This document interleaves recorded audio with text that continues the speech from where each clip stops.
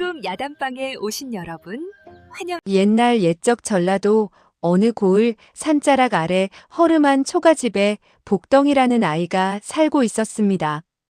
복덩이는 10살이었습니다. 생김새는 코 흘리게 촌아이와 다를 바가 없었지요. 얼굴에는 흙이 덕지덕지 묻어있고 옷은 무릎이 뚫려 있었으며 맨발로 온 동네를 뛰어다니기 일쑤였습니다. 그러나 입을 열기만 하면 달랐습니다. 10살 아이 입에서 나오는 말이 어찌나 청산유수인지 동네 어른들은 복덩이가 지나가면 슬그머니 자리를 피하곤 했지요. 한 번은 동네 훈장님이 복덩이와 말씨름을 하다가 결국 손을 들고 말았다는 소문까지 돌 정도였습니다. 복덩이 아비는 복덩이가 5살 무렵 이미 세상을 떠났습니다. 남겨진 것이라고는 낡은 초가집 한 채와 빈 면양이 전부였지요. 홀로 남은 어머니는 밤마다 바느질을 하며 근근히 살림을 꾸려나갔습니다. 가진 것이라고는 쌀독에 남은 쌀 몇 톱과 마당 한켠에 심어둔 고추 몇 포기가 전부였지요. 끼니를 거르는 날이 1년의 절반이 넘었습니다. 그래도 복덩이는 늘 씩씩했습니다. 배가 고프면 고프다 하지 않고 뱃속에서 북소리가 난다며 어머니를 웃겼지요. 어머니는 그 말에 웃음이 나다가도 눈물이 차올랐습니다. 저 어린 것이 배고픈 것도 제 탓인 양 어머니를 웃기려드니 그 마음이 어찌나 기특하고 또 어찌나 애달팠는지 모릅니다. 복덩이가 글을 배운 적은 없었습니다. 서당 문 앞을 기웃거리다 훈장님께 쫓겨난 것이 배움의 전부였지요. 그러나 복덩이는 눈이 밝고 귀가 열려 있었습니다. 장터에서 어른들이 나누는 이야기를 들으며 세상을 배웠고 어머니가 밤마다 바느질 하시는 모습을 보며 삶을 배웠습니다. 어머니의 눈가에 깊게 패인 주름, 바늘귀에 실을 꿰을 때마다 찡그려지는 한쪽 눈, 그 눈 아래로 소리 없이 번지는 피로함을 복덩이는 매일 밤 보아왔습니다. 그 주름 하나하나가 복덩이에게는 어떤 책보다 깊은 가르침이었지요. 그 고을에 박원님이라는 이가 새로 부임해 왔습니다. 박원님은 한양 명문가 출신으로 28배 과거에 급제한 자였습니다.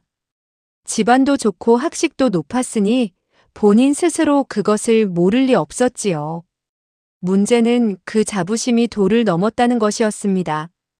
밥상을 받아도 반드시 한자로 음식 이름을 읊고서야 수저를 들었고 아랫사람과 대화를 나눌 때도 고사성어를 서너 개씩 끼워 넣어야 직성이 풀렸지요.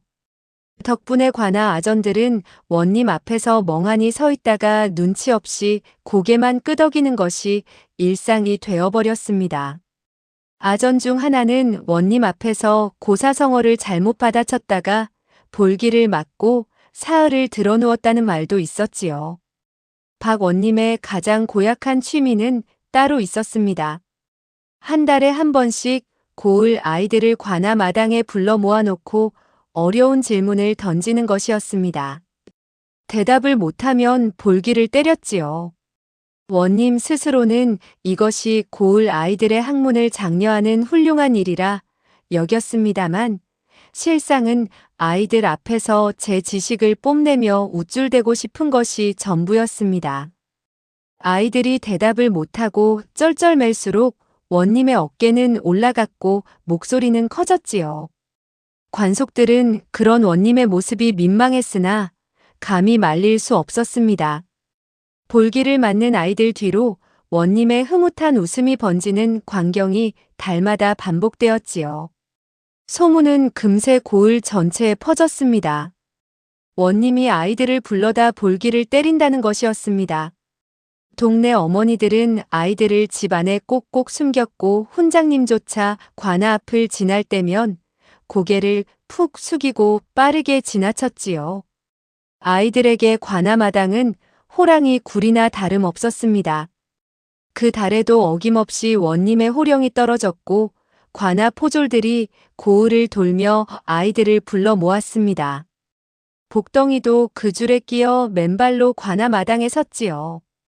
박 원님은 마루 위 의자에 높이 앉아 아이들을 내려다보았습니다.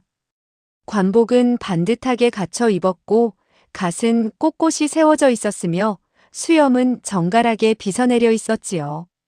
원님은 아이들을 훑어보며 속으로 흡족해 했습니다. 오늘도 이 어린 것들 앞에서 한바탕 학식을 펼칠 생각을 하니 벌써부터 기분이 좋았던 것이지요. 줄 맨 끝에 서 있는 복덩이를 발견한 원님의 눈썹이 슬쩍 올라갔습니다. 얼굴에 흙이 묻고 옷은 헤어지고 발에는 집신도 없으니 허수아비가 걸어 들어온 것 같다며 한마디를 던졌습니다. 관속들이 따라 웃었지요. 복덩이는 꿈쩍도 하지 않았습니다.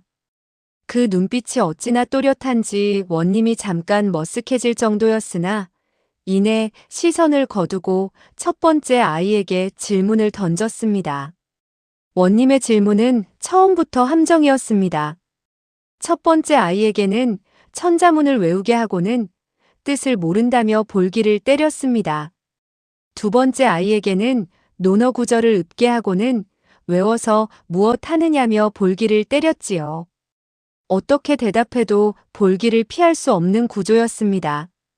원님은 아이가 볼기를 맞을 때마다 훈계를 늘어놓았는데 그 목소리가 어찌나 의기양양한지 관속들은 눈을 어디다 두어야 할지 몰랐습니다. 세 번째, 네 번째 아이도 줄줄이 볼기를 맞고 울며 물러났습니다. 원님의 어깨는 점점 더 올라갔지요. 드디어 복덩이 차례가 되었습니다. 원님이 복덩이를 내려다보며 첫 질문을 던졌습니다. 세상에서 가장 깊은 것이 무엇이냐는 것이었지요. 앞서 두 아이가 이 질문에 바다라 했고 우물이라 했다가 모두 볼기를 맞았습니다. 관속들은 저 맨발 아이가 또 볼기를 맞겠구나 싶어 벌써부터 측은한 눈으로 바라보았지요. 복덩이는 잠깐 하늘을 올려다보았습니다. 그러더니 사람의 욕심이라고 대답했습니다. 바다는 깊어도 바닥이 있고 우물은 깊어도 두레박이 닿지만 사람의 욕심은 채워도 바닥이 없으니 세상에서 가장 깊은 것은 사람의 욕심이라는 것이었지요. 관아 마당이 순간 조용해졌습니다. 원님의 눈썹이 꿈틀했습니다. 틀렸다고 하자니 틀린 말이 아니었고 맞다고 하자니 제 입으로 인정하기가 묘하게 껄끄러웠지요. 원님은 수염을 쓰다듬으며 다음 질문으로 넘어갔습니다. 두 번째 질문은 세상에서 가장 높은 것이 무엇이냐는 것이었습니다. 복덩이는 잠시도 망설이지 않고 어머니의 마음이라고 대답했습니다. 하늘은 높아도 비를 내릴 때는 내리고 볕을 거둘 때는 거두지만 어머니의 마음은 자식을 위해서라면 높낮이도 없고 때도 없다는 것이었지요. 그러면서 복덩이는 매일 밤 바느질 하시는 어머니의 눈과 주름 이야기를 꺼냈습니다. 밥이 없으면 소인 몰래 굶으시고 추운 밤이면 이불을 덮어주시고 당신은 떠시면서도 소인 앞에서는 늘 웃으시는 어머니의 마음이 하늘보다 높지 않으면 무엇이 높겠냐는 말이었습니다. 관아 마당에 묘한 침묵이 흘렀습니다. 관속 중 한 명이 고개를 살짝 돌렸습니다. 눈물이 차오른 것을 들키지 않으려는 것이었지요. 원님도 잠깐 말을 잃었습니다. 그러나 원님은 이내 마음을 다잡았습니다. 저 어린 것 앞에서 자신이 밀리는 꼴을 보일 수 없다는 자존심이 발동한 것이었지요. 원님은 마지막 질문을 꺼냈습니다. 이것만큼은 어떤 아이도 빠져나갈 수 없는 함정이었습니다. 이 고을에서 가장 어리석은 자가 누구냐는 것이었지요. 앞선 아이들은 모두 이 질문에서 무너졌습니다. 누구 이름을 대더라도 볼기를 피할 수 없는 질문이었습니다. 원님 이름을 대면 건방지다고 볼기를 맞고 다른 사람 이름을 대면 근거가 없다고 볼기를 맞았지요. 원님은 속으로 이제 저 맨발 아이도 끝이라고 생각했습니다. 그리고 그것을 기다리는 원님의 입꼬리가 슬그머니 올라갔지요. 복덩이는 잠시 고개를 갸우뚱했습니다. 그러더니 조용히 소인이라고 대답했습니다.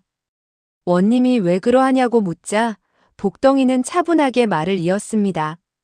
소인은 지금 볼기를 맞지 않으려고 온 힘을 다해 생각하고 있는데 생각하면 할수록 모르는 것이 태산 같으니 아는 것이 없는 소인이 가장 어리석은 것이 아니겠냐는 것이었지요. 그러면서 복덩이는 말을 덧붙였습니다. 원님 어른께서는 아이들에게 무엇이든 물어보시니 모든 것을 다 알고 계신 분이 아니겠냐는 말이었습니다. 관속들이 숨을 참았습니다. 저 말이 칭찬인지 비꼬는 것인지 아무도 섣불리 판단하지 못했지요. 원님의 얼굴이 굳어졌습니다. 분명히 어딘가 걸리는 말인데 딱 집어 틀렸다고 할 수도 없었습니다. 소인이 가장 어리석다고 했으니 원님을 어리석다 한 것도 아니었지요. 그러나 원님의 가슴 속에서는 알 수 없는 불쾌함이 차오르기 시작했습니다. 저 맨발 아이에게 3번 연속으로 허를 찔린 것이었으니까요. 원님은 볼기를 칠 구실을 찾으려 했습니다. 그러나 아무리 생각해도 복덩이의 대답 중 틀린 것이 없었습니다. 볼기를 치려면 명분이 있어야 하는데 명분이 없었지요. 관속들이 슬금슬금 원님의 눈치를 살폈습니다. 원님은 결국 복덩이를 가까이 오게 했습니다. 글을 배운 적이 있느냐고 물었더니 배울 형편이 못 되었다는 대답이 돌아왔지요. 그러면 이런 생각을 어찌하였느냐고 물었더니 어머니의 눈과 주름을 보며 생각이 많아졌다는 대답이 돌아왔습니다. 원님은 속이 부글부글 끓었습니다. 글도 배우지 않은 맨발 아이에게 3번씩이나 막힌 것도 분한데 그 아이가 어머니 주름을 보며 깨달았다니 더욱 분통이 터졌지요. 원님 자신은 명문서당에서 10년을 공부하고 한양 최고 스승 밑에서 학문을 닦았건만 정작 저 어린아이만큼의 말 한마디를 내놓지 못하고 있었으니 말입니다.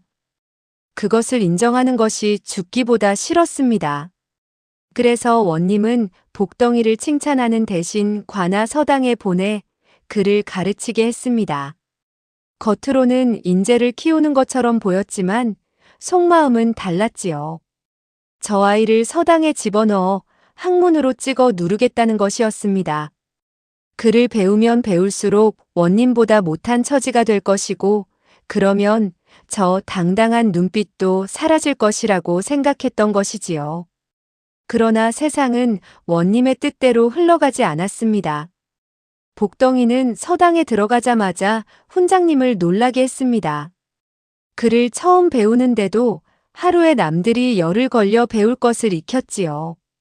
한 달이 지나자 서당에서 복덩이를 따라갈 아이가 없었습니다. 2달이 지나자 훈장님이 오히려 복덩이에게 배우는 형편이 되었지요. 그 소문이 원님 귀에 들어갈 때마다 원님의 얼굴은 더욱 굳어졌습니다. 세월이 흘러 복덩이는 마침내 과거에 급제하였습니다. 고을 사람들이 모두 나와 손뼉을 치며 기뻐했지요.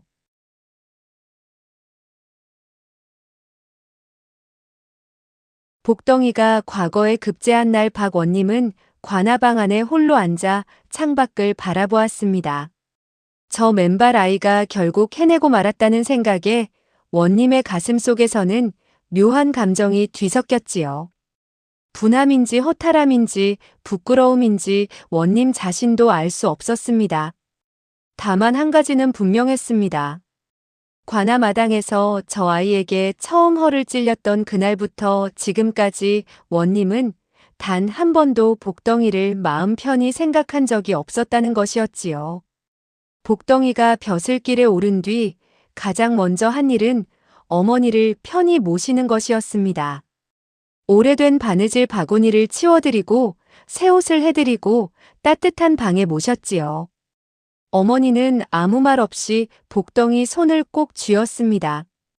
그 손이 얼마나 따뜻했는지 복덩이는 평생 잊지 못했습니다. 훗날 복덩이는 고을 원님이 되었습니다.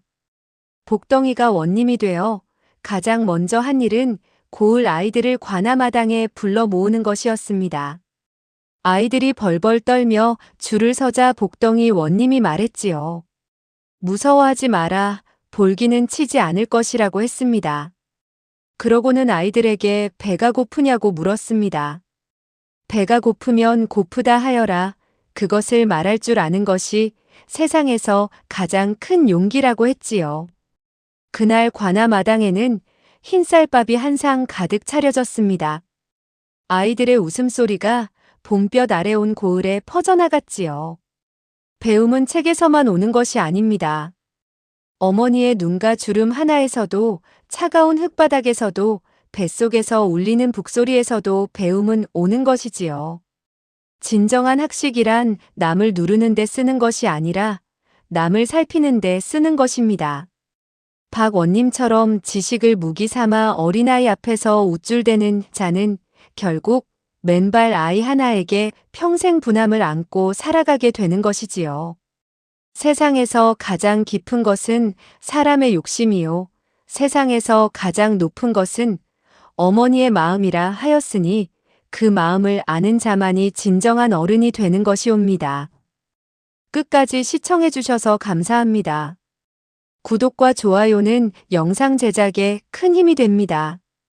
더 좋은 영상으로 뵙겠습니다. 즐거운 하루 되세요.